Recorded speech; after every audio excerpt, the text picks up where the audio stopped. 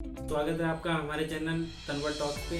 और आज हम यहाँ पे डिस्कस करने वाले हैं डिफरेंट टाइप ऑफ इन्वेस्टमेंट के बारे में कि हम अब हमारे पास में बहुत सारा पैसा है तो हम उसको कहाँ कहाँ पे लगा सकते हैं, उसका क्या कर सकते हैं, कैसे उसको मैनेज कर सकते हैं। तो दोस्तों, हम अपने पैसे को यूजुअली हम 6-7 जगह पे इन्वेस्ट कर सकते हैं, जिसमें सबसे पहला ऑप्शन हमारे पास में आता है बैंक, दूसरा आता है एफडी, फिर आता है आरडी, उसके बाद में हम उसको गोल्ड में भी इन्वेस्ट कर सकते हैं, और फिर हमारे पास में लास्ट ऑप्शन आता है म्यूचुअल फंड या शेयर मार्केट या फिर प्रॉपर्टी में हम इन्वेस्ट कर सकते हैं। हाँ, तो दोस्तों, हम अपना पैसा majorly bank, FD and RD, ये तीन के बारे में हम पहले समझेंगे कि हम पैसा यहाँ पे कैसे लगा सकते हैं और ये कितना रिटर्न हमको देता है। तो यूजुअली हमको बैंक से 4% का 4 से 5% का रिटर्न मिलता है। अगर हमारे पास में सैलरी आ रहा है या बहुत सारा पैसा है हमारे पास में, फिजिकल फॉर्म में पैसा है, तो उसको फिजिकल में रखने से अच्छा है हम उसको बैंक में डिपॉजिट कर दें। तो वहाँ पे बैंक हमको कम से कम 4-5% का रिटर्न दे देगा, जो कि हम एनुअल रिटर्न रहेगा। और मतलब एनुअली हमको 4-5% का वहाँ से बैंक से इंटरेस्ट हमको मिलेगा। उसके अलावा बैंक से थोड़ा सा बेटर आ जाता है, उसमें होता है एफडी, जो कि फिक्स डिपॉजिट हम जिसको बोलते हैं। तो एफडी क्या होता है कि एफडी में हम हमारे पास में बहुत सारा पैसा है तो हम उसको 5 साल के लिए या जो भी उसका एफडी का टर्म होता है उसके लिए डाल देते हैं। तो जब भी उसका मेच्योरिटी पूरा होता है तो एफडी भी यूजुअली 5 से 7% तक का हमको रिटर्न देता है। तो वो भी एक बेटर डिपॉजिट ऑप्शन है।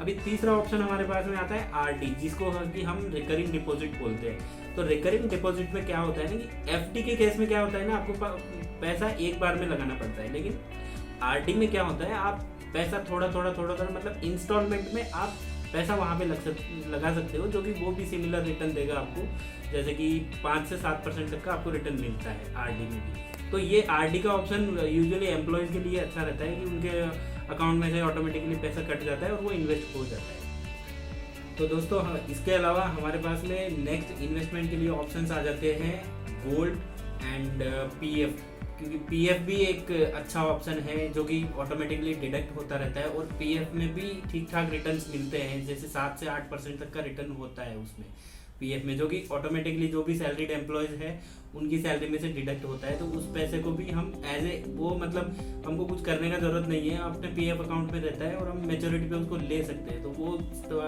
7 से 8% का रिटर्न देता है। उसके बाद में आ जाता है गोल्ड। तो गोल्ड के लिए मैं आपको हमेशा सजेस्ट करूंगा कि अगर आप एज ए इन्वेस्टमेंट अगर आप गोल्ड में इन्वेस्ट करना चाहते हो तो फिजिकल गोल्ड आप कभी भी मत खरीदो, आप हमेशा वर्चुअल गोल्ड में ही इन्वेस्ट करिए, क्योंकि उसमें जो भी आपका प्राइस है उसमें वो एज इट इज़ रहेगा। अगर आपने फिजिकल गोल्ड खरीद लिया तो उसमें इम्प्योरिटीज ये सब में आपको लॉस हो जाएगा, उससे आपका रिटर्न कम हो जाएगा। दोस्तों, इसके बाद में हमारे पास में एक और ऑप्शन है जो कि है कि स्टॉक्स एंड म्यूचुअल फंड, इनमें भी हम इन्वेस्ट कर सकते हैं अगर हमारा रिसर्च अच्छा हो, क्योंकि ये बहुत लोग क्या करते हैं ना, इस पे स्पेकुलेशन पे मतलब ऐसे ही अंदाज से शेयर वगैरह खरीद लेते हैं। वैसा नहीं करना है। अगर हम प्रॉपर रिसर्च करके अच्छे से उसके बारे में समझ के हम स्टॉक्स और शेयर्स में इन्वेस्ट कर रहे हैं तो इसमें इन सब जो भी मैंने जितने भी इन्वेस्टमेंट ऑप्शन बताए उन सबसे ज़्यादा रिटर्न्स आने के चांसेस होते हैं। यूजुअली स्टॉक्स में रिटर्न्स होता है कि 12 से 15% का एवरेज रिटर्न्स मिलता है लॉन्ग टर्म में, अगर कोई भी इन्वेस्ट कर रहा है तो वो ज़्यादा मतलब कि कंपेयर टू एनी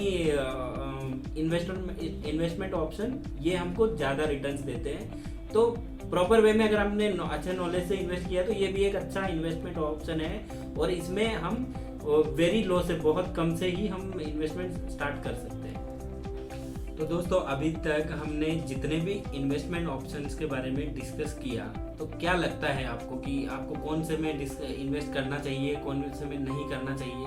आपको भी ऐसा लग रहा होगा कि इतने सारे ऑप्शन तो है, लेकिन हम अभी करें तो कौन से में इन्वेस्टमेंट करें? तो उसको भी हमने मतलब 2 पार्ट्स में डिवाइड किया है, जिसमें कि पहले पार्ट में आता है कि high risk and high profit, दूसरा वाला है कि लो रिस्क लो प्रॉफिट। तो हाई रिस्क हाई प्रॉफिट में जो है वो उसमें आता है म्यूचुअल फंड। उसमें क्या होगा कि आप जो भी इन्वेस्ट करोगे उसमें आपको लॉसेस होने के भी चांसेस है। अगर आपने अपना रिसर्च और ये सब अच्छे नहीं किया है, अच्छे स्टॉक आपने बाई नहीं किए हैं, तो आपको उसमें लॉस भी हो सकता है। लेकिन अगर आपने स्टॉक्स अच्छे बाई किए हैं तो compare to other like bank, FD, gold, ये सबसे ज़्यादा प्रॉफिट आपको म्यूचुअल फंड्स और स्टॉक्स आपको दे सकते हैं। अब आ जाते हैं हम दूसरे पार्ट पे कि दूसरे क्या है, जो भी एफडी है, बैंक है, ये सब क्या है कि इनका रिटर्न फिक्स है, ये आपको हमेशा प्रॉफिट देंगे, लेकिन इनका रिटर्न ज़्यादा नहीं होगा, 5 से 7%, जो कि एवरेज थिंग है। मतलब इतना ज़्यादा आपको प्रॉफिट नहीं मिलेगा, लेकिन आप इन्फ्लेशन से बच जाओगे, जो कि महंगाई वगैरह जो भी होता है, टाइम के साथ आपके पैसे का वैल्यू थोड़ा सा बढ़ जाएगा। इंस्टेड ऑफ आपके पैसे को डेड रखने में, आपके पैसा आप कैश में रखोगे, उसका वैल्यू घटता रहेगा, कोई काम नहीं रहेगा वो। अगर आप एफडी, बैंक यहाँ पे लगा दोगे तो आपको थोड़ा बहुत उससे ये मिल जाएगा।